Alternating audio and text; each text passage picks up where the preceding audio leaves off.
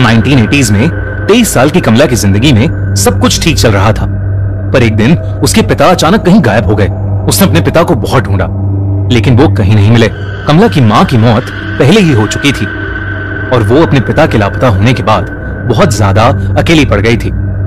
जब कई कोशिशों के बाद भी उसके पिता नहीं मिले तो सबने उन्हें ढूंढना ही छोड़ दिया और हार मान ली। इतनी टेंशन के बीच कमला का ध्यान रखने वाला कोई नहीं था, इसलिए कमला के चाचा चाची ने उसकी शादी प्रभाकर परिवार के बड़े बेटे अजीत से कर दी, ताकि कमला का ध्यान रखने के लिए हमेशा कोई हो। अजीत ने कमला को उसके मुश्किल समय में संभाला और वो थोड़ा बेहतर महसूस करने लगी। कमला अपने नए घर में अपनी नई जिंदगी से एडजस्ट करना सीख रही थी और धीरे धीरे खुश होने भी लगी थी। सारा परिवार उसे बहुत प्यार देता था और उसका ख्याल भी रखता था, खासकर उसका देवर राजेश। पर धीरे धीरे चीजें बदलने लगी। एक दिन जब कमला सो रही थी तो उसकी अचानक किसी के रोने की आवाज से नींद खुल गई। उसने अपने बगल में देखा तो अजीत अभी भी सो रहा था और कमरे में उन दोनों के अलावा और कोई नहीं था। उसे वो आवाज फिर से आई, लेकिन अभी भी उसे कोई नहीं दिख रहा था। उसने इसे अपना वहम समझा और चुपचाप वापस सो गई। लेकिन उस दिन के बाद से उसे लगभग हर वक्त वो रोने की आवाजें सुनाई देने लगी थी। उसे ऐसा लगने लगा था कि ये आवाजें शायद उसके पिता की हैं, जो दर्द में चीख रहे हैं और उससे मदद मांग रहे हैं। कमला अब घबरा चुकी थी और उसने ये बात अजीत और रजनीश को बताई। दोनों ने ये उसका वहम समझा और उसे कहा कि शायद ये इसलिए हो रहा है क्योंकि वो अपने पिता को बहुत मिस कर रही है। धीरे धीरे कमला की तबीयत भी खराब रहने लगी। उसे हर वक्त गुस्सा आने लगा था। वो छोटी छोटी बातों पर चिढ़ जाती थी और अगर उसे कोई किसी भी चीज के लिए मना करता तो वो उसको जान से मारकर खाने की धमकी देने लगी थी। सबको लगा कि अपने पिता के खोने का दुख उसके दिमाग पर हावी हो रहा था, लेकिन इस सब के बीच कमला को वो आवाजें अभी भी आ रही थीं। एक दिन वो आवाज कमला को हवेली के एक पुराने कमरे से आ रही थी। वो जब उस कमरे में गई तो उसे वहां एक काली मूर्ति मिली। उस मूर्ति को देखते ही उसे एक अजीब सी बेचैनी महसूस हुई, लेकिन जैसे ही उसने मूर्ति को छुआ उसे बेहद अजीब सा लगने लगा।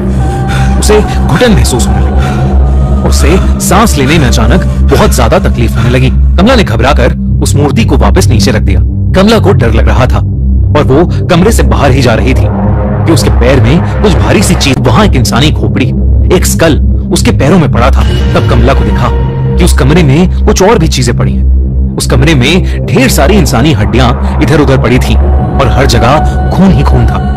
वो जब उस कमरे को और ध्यान से देखने लगी तो वहां उसे एक खत मिला। उसने खत उठाया और उसे पढ़ने लगी। खत में लिखा था कि वो मूर्ति श्रापित है और इसने उनके पुरखों को भी परेशान किया है। ये सब पढ़ते ही कमला को अपने पिता की चीख सुनाई दी और वो मूर्ति अपने आप जोरों से हिलने लगी। कमला को एक अजीब सा भारीपन महसूस होने लगा, जिसके बाद वो एकदम से बेहोश हो गई। कमला ने जब अपनी आंखें खोली तो वो अपने कमरे में ही थी और सब परिवार वालों ने उसे घेर रखा था। कमला उन्हें सब कुछ बताने लगी, लेकिन सबने उसको बताया कि उन्हें वो घर के ड्राइंग रूम में बेहोश पड़ी मिली थी और शायद ये उसका कोई बुरा सपना था। उन्होंने कमला को दवाई दी और उसे सुला दिया, पर उस रात कमला हमेशा हमेशा के लिए बदल गई। अजीत बाकी रातों की तरह डिनर के बाद वॉक करके कमरे में आया तो उसने देखा कि कमला बिस्तर पर नहीं, बल्कि कमरे के एक अंधेरे कोने में दीवार की तरफ मुंह करके जोर जोर से हंस रही है। उसने कमला का नाम चिल्लाया। कमला उसकी तरफ मुड़कर रोते हुए, मदद मांगते हुए उससे कहने लगी, मैं निर्दोष हूं, मुझे बचा लो।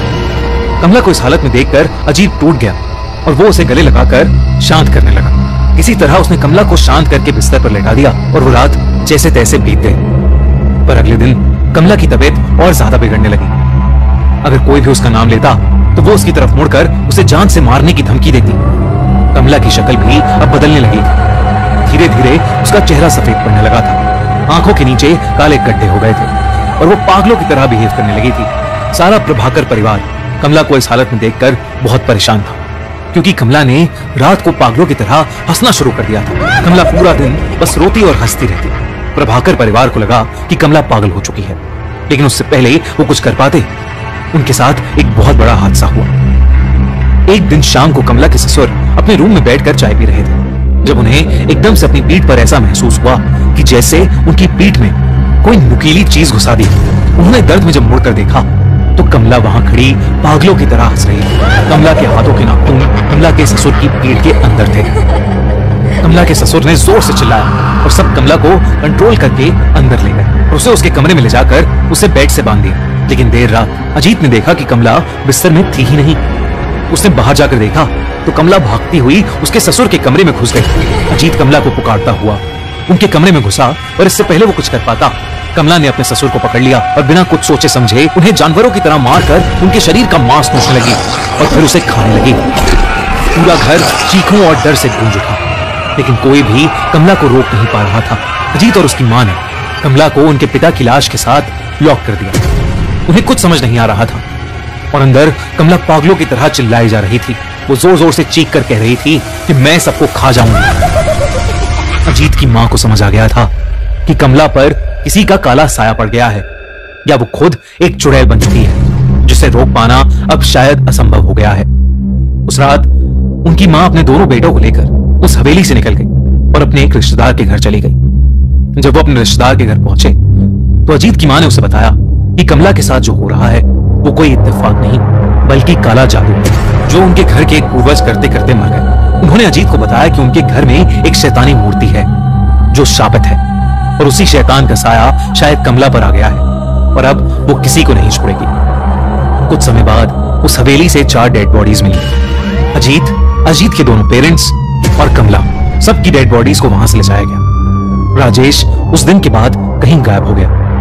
लोग कहते हैं कि आज भी उस हवेली में कमला की आत्मा भटकती है और वो किसी को नहीं बख्शती, और अगर कोई भी उस हवेली में गया तो वो उसकी जान ले लेगी, और इसीलिए आज तक वो हवेली वीरान पड़ी है।